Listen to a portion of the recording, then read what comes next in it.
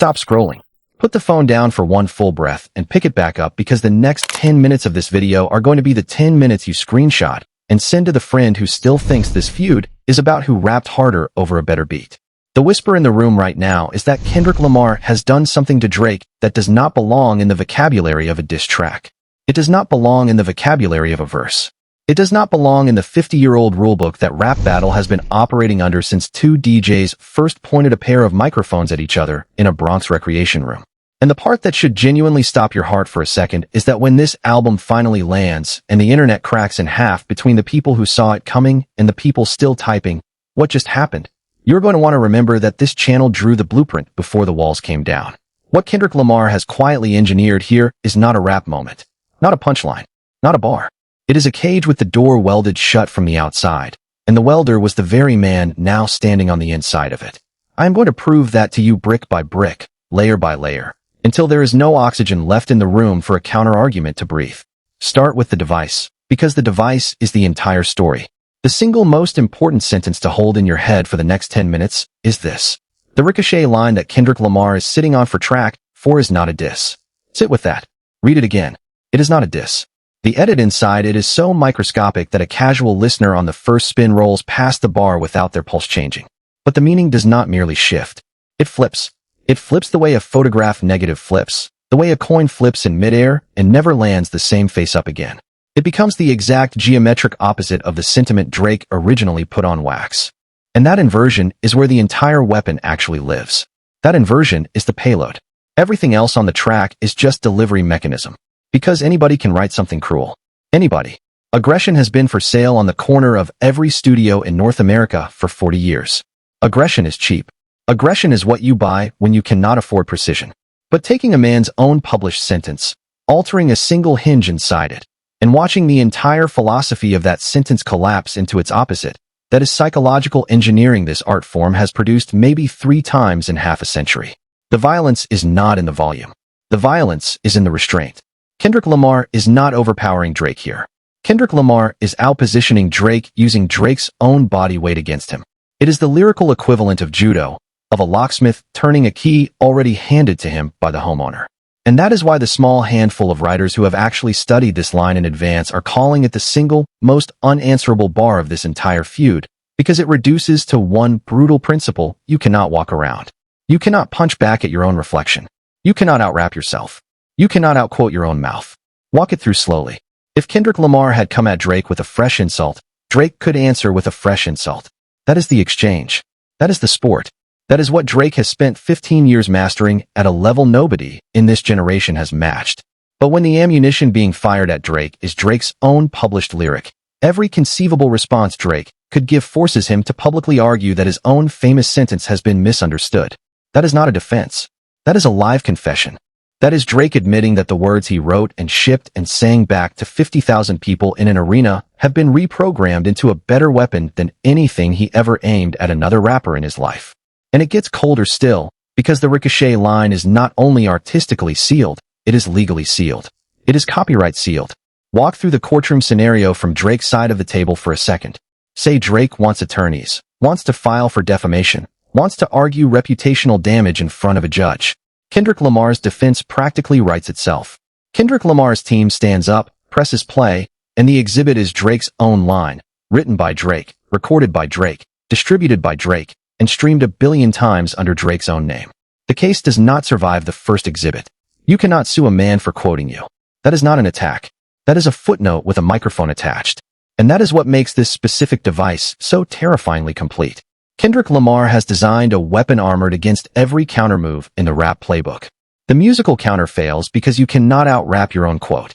The legal counter fails because repeating your own copyrighted line is not defamation, and Drake's own lawyers would have to sue Drake to make the argument stick. And the PR counter fails hardest, because any statement Drake makes about the line broadcasts it to the next 10 million people who had not heard it.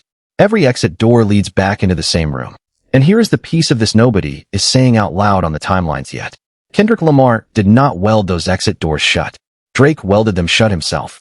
Every lyric Drake wrote, every record he shipped, every night he stood under stadium lights and let those sentences harden into his identity. He was pouring the concrete of the exact cell he is about to stand inside. The prison was self-constructed. The keys were thrown away by the prisoner years before the door existed. Let me tell you what I can responsibly put on the table about the source material, because this is where the detective work becomes the story. Based on cross-reference descriptions from 3 separate people with credible proximity to the room where this album is being finished, I can narrow down the era, the territory, and the emotional core of the source sentence Kendrick Lamar is planning to reverse on track 4. The source sentence does not come from the recent chapters of Drake's career. It is not from the Iceman era. It is not from the polished 40-produced summit of Take Care, or Nothing Was the Same. It is not from the streaming empire of views. The line Kendrick Lamar reached for lives in that specific window right after Take Care, and just before Views. That unrepeatable stretch when Drake was single-handedly writing the emotional dictionary of a generation, sentence by sentence, until his lines stopped being lyrics and became furniture inside people's lives. And that window matters more than anything else in this whole story, so let me spend a minute on why. The sentences Drake wrote in that stretch are not rap lyrics anymore. They are ambient knowledge. They are the words people put underneath birthday photographs without thinking about attribution. They are the captions that appear at 2 in the morning on the timeline of somebody nursing a breakup, typed by people who could not name the album if you paid them to try. They get quoted at weddings, in group chats, in break rooms by people who do not follow hip-hop at all and would fail a quiz on the difference between a mixtape and a studio album. Those sentences live inside the cultural water supply. You cannot take them back. You cannot rebrand them. You cannot quietly retire them into the archive vault. You cannot buy them off the internet, which is exactly what makes them the most dangerous possible raw material for Drake to have left lying around out in public. When Kendrick Lamar reverses one of those sentences, he is not making a reference for rap nerds with encyclopedic knowledge of Drake's catalog. He is poisoning a piece of memory millions of ordinary people carry around inside their own heads on autopilot. He is kicking something that felt permanent and safe, and proving in 4 bars that it was never any of those things. And here is the thematic territory triangulated from all 3 descriptions. The source line is about loyalty. It is about the bond between Drake and the people around him, his crew, his city, his inner circle, the men he has called his brothers on record for over a decade running. It frames Drake as the protector, the provider, the one who stands in front of his team and absorbs whatever fire lands in their direction. That framing has been load-bearing in Drake's identity for over a decade. It runs through his interviews. It runs through his anthems. It runs through the entire mythology he has built around himself brick by brick. Drake looks after his people. Drake puts on for his city. Drake takes care of his own.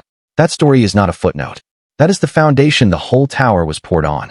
Pull it out, and the 15-year construction project he has been managing does not stand up. Now picture that same sentence flipped. Same rhythm, same cadence, same melodic shape a listener recognizes in half a second. One word swapped. And suddenly the sentence no longer argues that Drake protects his people. It argues the opposite. It argues, through Drake's own syntax, against a backdrop of very public, very documented, very screenshotted behavior, that the loyalty language was always a costume. That the man who built a 15-year brand around promising to hold his team down has a long, time-stamped, receipt-heavy history of letting his team fall alone in the moments that mattered most. That the promises were branding, not character. That the anthems were marketing, not autobiography. And the zipper on that costume is being pulled down by Kendrick Lamar one tooth at a time, using nothing but the exact sentence Drake sewed into the fabric himself with his own hands. That is not a bar. That is an audit. And the audit is written in Drake's own handwriting, which is exactly what makes it impossible to laugh off. Kendrick Lamar is not making an accusation on this track. Drake's own catalog is making the accusation. Kendrick Lamar is just holding the projector. And here is the distinction that separates track 4 from every legendary diss record that came before it. On Ether, the power came from Nas. On Hit 'Em Up, from Tupac. On Takeover, from Jay-Z. The writer built the weapon. The writer chose the target. The writer swung the blade. The entire tradition of the diss record is built on the attacker's authorship. Track 4 flips that tradition upside down, because on this record the power is coming from the target. Drake supplied the ammunition. Drake wrote the sentence. Drake shipped the record. Drake promoted the lyric. Drake performed it on tour after tour. Drake built the altar. Kendrick Lamar just walked into the temple Drake constructed with his own 2 hands and rotated one single brick inside it. And that is the moment the ceiling started to groan. That is the moment the load transferred. That is the moment the tower stopped being a tower and started being a countdown. Let me walk you through why this specific line got selected, because nothing about the choice was accidental. There are 3 layers of calculation stacked underneath the selection, and every layer is colder than the one above it. Layer 1 is instant recognizability. The source sentence is famous enough that the second Kendrick Lamar's version hits open air, every listener recognizes the original with zero annotation. No footnote. No explainer. No lookup. The recognition detonates in the same half-second the bar lands, which means the realization detonates in the same half-second, which means the damage detonates in the same half-second. Millions of people are going to have the same thought at the same moment in every time zone, in every language, in every corner of the streaming grid. That is not a slow leak. That is a synchronized detonation timed to cross the entire culture at once. Layer 2 is structural centrality. The source line is not a deep cut. It is not a B-side. It is not an unreleased demo somebody found on a hard drive. It is one of the 2 or 3 sentences the entire Drake identity is stacked on. It is load-bearing. It is one of the pillars propping up the ceiling of who Drake has told the world he is for the better part of a decade. So when Kendrick Lamar rotates that specific sentence, he is not scratching paint off a decorative corner of Drake's persona. He is rotating a foundation pillar 180 degrees. When a load-bearing pillar flips, everything on top of it starts to lean and crack and groan. That is not cosmetic damage. That is subsidence. That is the kind of engineering failure the building never fully recovers from because the fault is structural, not surface. Layer 3, the layer that should alarm anyone still on Drake's payroll watching this unfold, is permanent contamination. The original sentence has been quoted so many times by Drake himself, by collaborators, by fans, by the culture at large, by TV shows and commercials and film scores, that Kendrick Lamar's reversal is going to attach itself to every future performance of the original until the end of Drake's career. Understand what that means in practice. Every time Drake performs that song from here on out, every time a crowd screams the original lyric back at him, every time that track plays in a club, a car, a commercial, a movie, a wedding, a barber shop, a Spotify playlist on autoplay, the audience is going to hear Kendrick Lamar's reversed version ghosting underneath. The edit will play in their heads in parallel with the original. The 2 versions will run side by side, a shadow the original can never step out of again. The original cannot be decontaminated. Once the reversal exists in the culture, the original is never clean again. That is not damage. Damage heals with time. That is a haunting, and hauntings do not have expiration dates. Hauntings do not go on tour and leave the room. Hauntings stay. Let me tell you exactly how this unfolds the moment track 4 surfaces, because there is a predictable sequence, and it follows the physics of how lyrical intelligence propagates through the internet. Watch the timeline. Within 6 hours of the album going live, the annotation platforms catch it. Somebody on Genius types the original lyric into the notes. Somebody in the comments connects the dots between the 2 sentences. It starts microscopically small. A handful of comments. A couple of forum posts. A whisper inside a Discord server. But it is accurate, and accuracy travels faster on the internet than hype ever has. Within 12 hours, the identification escapes the annotation sites and becomes the mainstream conversation. Hip-hop Twitter detonates. Reddit threads stack tens of thousands of comments deep. The reaction economy scrambles for their cameras. And the framing of the entire conversation pivots overnight from, "What did Kendrick say?" to, "Do you fully understand what Kendrick just did?" Because the mechanism becomes the headline. The one-word rotation becomes the headline. The fact that the weapon was built out of Drake's own mouth becomes the headline that runs simultaneously on every music publication in the English-speaking world. Within 24 hours, every major hip-hop platform has it locked in and stacked at the top of the homepage.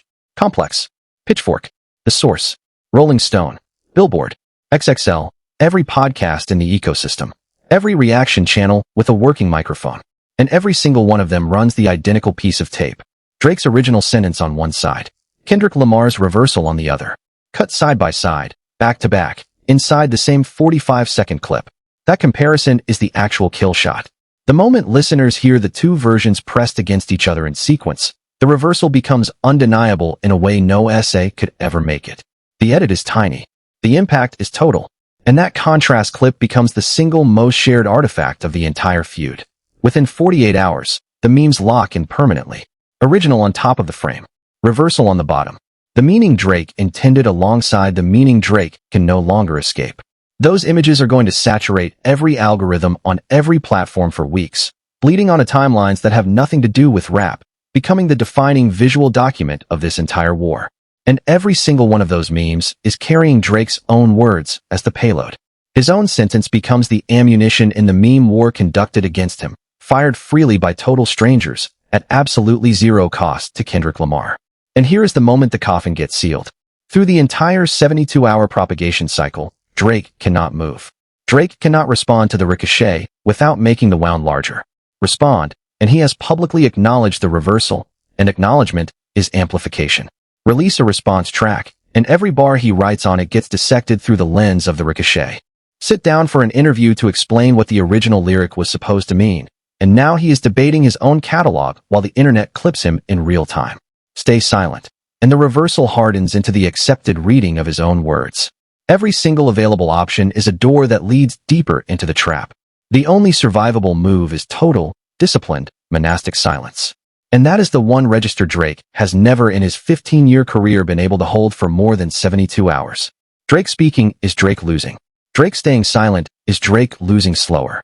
Every clock in the room is running against him. Look at the contrast between these two men because that contrast is the entire story compressed into miniature. Kendrick Lamar has spent the past several years weaponizing silence itself. He dropped GNX with no announcement, no rollout, no press cycle, just impact. He performed the Super Bowl halftime show in the middle of the biggest feud of his lifetime and did not say a word about Drake in any interview surrounding it. He walked off the stage. He walked out of the building. He said nothing. Kendrick Lamar has taken restraint and turned it into artillery. Drake operates on the exact opposite engine. Drake floods. Drake streams. Drake posts. Drake releases. Drake saturates every timeline in every direction at every hour because his entire strategic model is volume and visibility.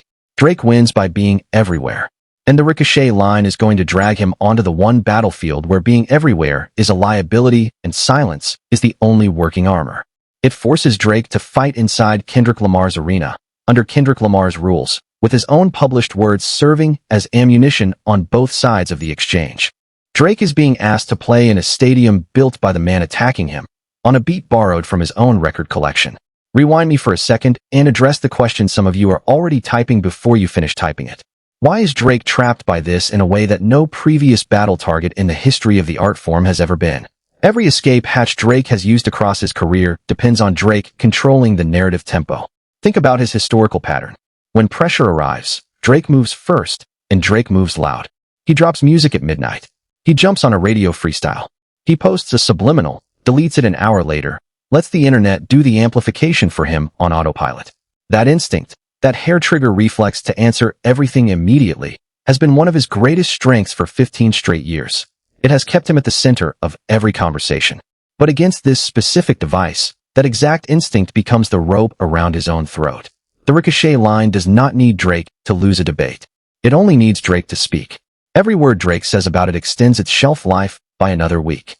Every denial he issues becomes a headline with his own lyric printed underneath it as evidence. Walk the roster of failed counters one at a time, because the completeness of the lockout only becomes visible when you check every door in the corridor. Door 1. The response record. Dead on arrival, because any response has to be measured against the reversal, and the reversal is Drake's own platinum-certified, publicly beloved words. Drake would be shadowboxing his own catalog on a beat. Door 2. The legal route. We already walked through that collapse together. You cannot sue a man for repeating you. Door 3. The emotional route. The sit-down interview. The vulnerable long-form conversation where Drake reclaims the narrative with charm. That door fails too, because the moment Drake says the sentence that is not what that line was originally supposed to mean, that clip becomes a meme, and the meme becomes the permanent subtitle of the original song. Door 4. Mockery. Laugh it off.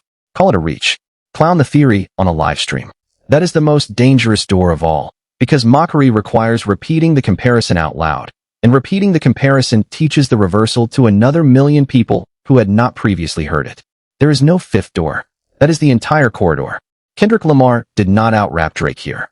Kendrick Lamar out-architected him. And notice what this device does to the rest of Drake's catalog going forward, because the blast radius extends far past the boundary of this one song. Once the culture learns this specific mechanism, every loyalty lyric Drake has ever written becomes readable in a new light overnight. Every line about his team, his city, his day ones, his inner circle is going to get held up to the light of the reversal and audited for cracks. Fans are going to start auditing the archive on their own, for free, on TikTok, on Twitter, in group chats. Old quotes will resurface with new captions. The entire body of Drake's work, 15 years of brand construction, is going to suddenly carry a shadow annotation layer written by Kendrick Lamar and millions of volunteer investigators. Drake cannot turn away from that. Drake cannot wait it out, because the audit does not expire. The reversal has turned Drake's back catalog from an asset into evidence. And evidence does not have a shelf life. Evidence does not fade with time. Evidence only accumulates. Every stream from this point forward feeds the case file instead of the empire.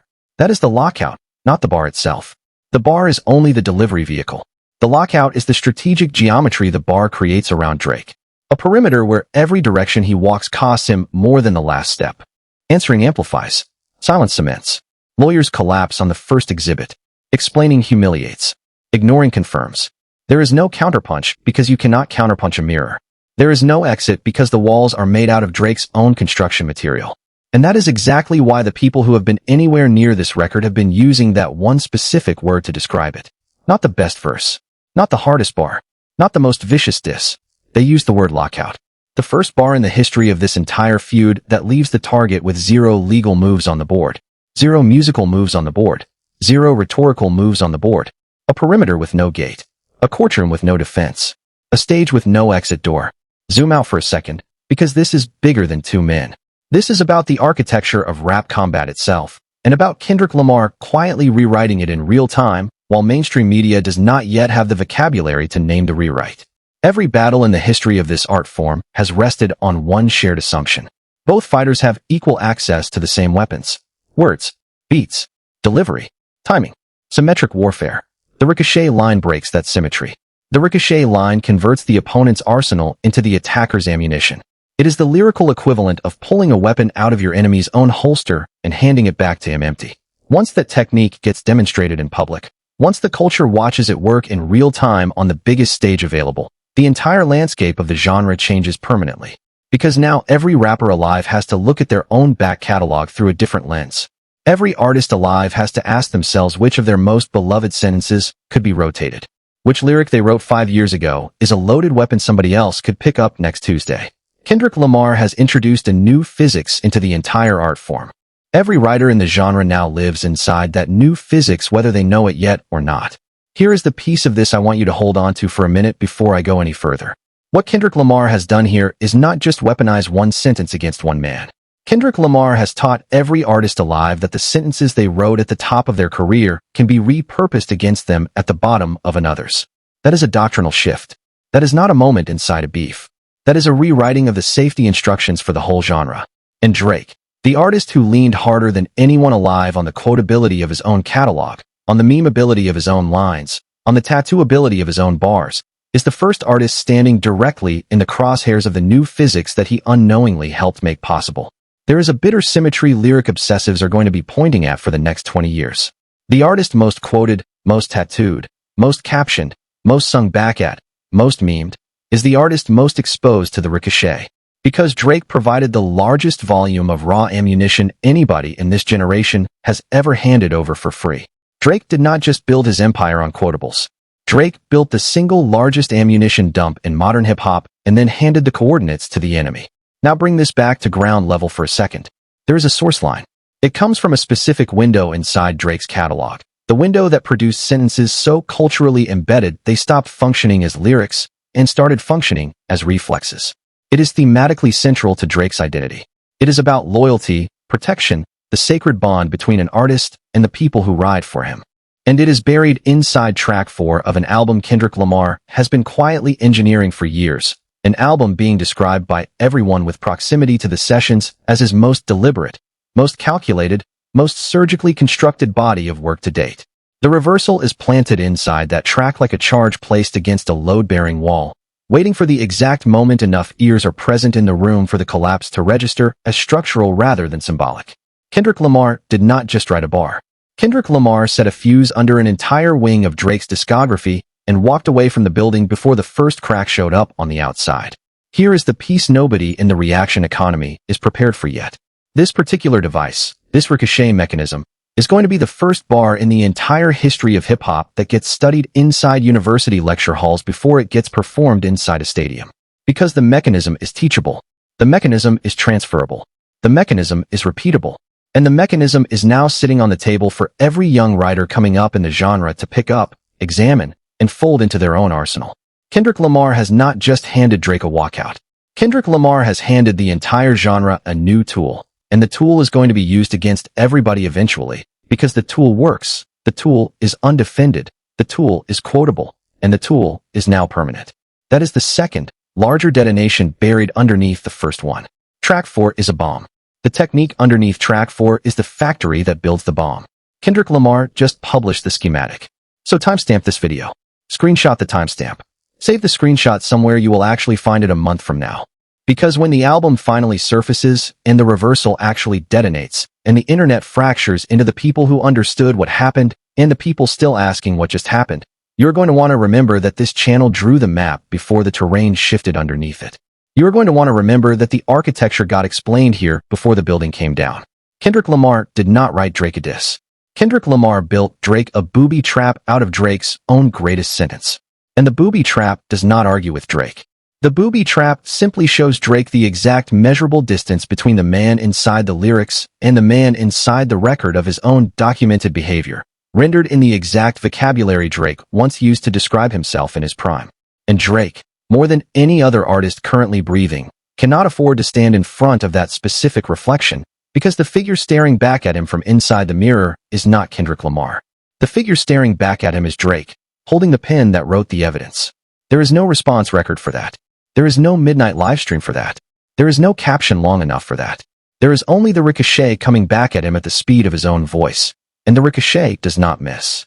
The mirror does not blink. Now let me put the last piece of this into your hands before I let you go, because what you are watching unfold with Track 4 of this album is not a chapter in a feud. It is the closing of a chapter in an entire era of hip-hop that Drake personally defined. For 15 years, Drake has been the artist whose sentences shaped how a generation talked about love, about betrayal, about ambition, about loyalty, and about success. Those sentences were his greatest single strength. Those sentences were his empire. Those sentences were the walls of the church that millions of people quietly prayed inside of every night after work. And Kendrick Lamar has now demonstrated in one surgical stroke that the empire was always sitting on top of a fault line, and that the fault line is Drake's own signature. The next artist to try to build an empire out of ambient quotability is going to build it very differently after this, because they will have watched what happened here. They will have watched the physics change. They will have watched a career get audited by a single rotated word. And they will build accordingly. They will build with the ricochet in mind. They will build with the reversal in mind. They will build with the understanding that every sentence they release is a hostage the future can take. Kendrick Lamar, meanwhile, is still not going to say a word about any of this. That is his signature. That is his weapon. That is his entire operating system refined into a doctrine over a decade of watching how the other side burns itself out on visibility. Kendrick Lamar is going to release the record, walk off the stage, and let the ricochet do the ricocheting. He is going to let Drake's own catalog carry the message for him. He is going to let the fans, the annotators, the podcasters, the memes, the timelines, the group chats, the wedding DJs, the club selectors, and the commercial placements do all of the amplification labor for him for free, permanently, on autopilot. That is not a victory in a beef. That is a passive income stream of cultural humiliation engineered so thoroughly that it will continue paying out dividends into a decade Kendrick Lamar has not even walked into yet. The ricochet does not miss. And the ricochet does not stop ricocheting. Every stream is a reload. Every playlist ad is a fresh magazine. Every performance of the original is a discharge of the reversed version inside the audience's own head. Meanwhile, notice how loud the silence has already gotten. Kendrick Lamar has said nothing about the album. He has said nothing about Drake. He has said nothing about the ricochet. His silence has already become a marketing budget nobody on Drake's side can match, because every hour of Kendrick Lamar's silence generates another 1,000 posts, another 1,000 theories, another 1,000 reaction videos. Drake has to compete with the noise the silence is making. And nothing Drake can say into a microphone will ever be louder than the specific quiet Kendrick Lamar has cultivated for the last several months. Drake is going to have to answer a silence with a sentence, and the second that sentence hits the timeline, the ricochet is going to feed on it. The room already knows this on some level. You can feel it in the way hip-hop Twitter is behaving right now. You can feel it in the way even Drake's most loyal defenders have quietly stopped predicting a winning counter. You can feel it in the tone the reaction channels have shifted into. Nobody is confidently drafting the Drake comeback timeline anymore. The comeback blueprint expired months ago, and the memo is written in Kendrick Lamar's ink on Drake's own stationery. Now here is what I want to hear from you inside the comment section on this video, because the comment section on this specific upload is going to be a time capsule the entire internet references later. Question 1. Is the ricochet real?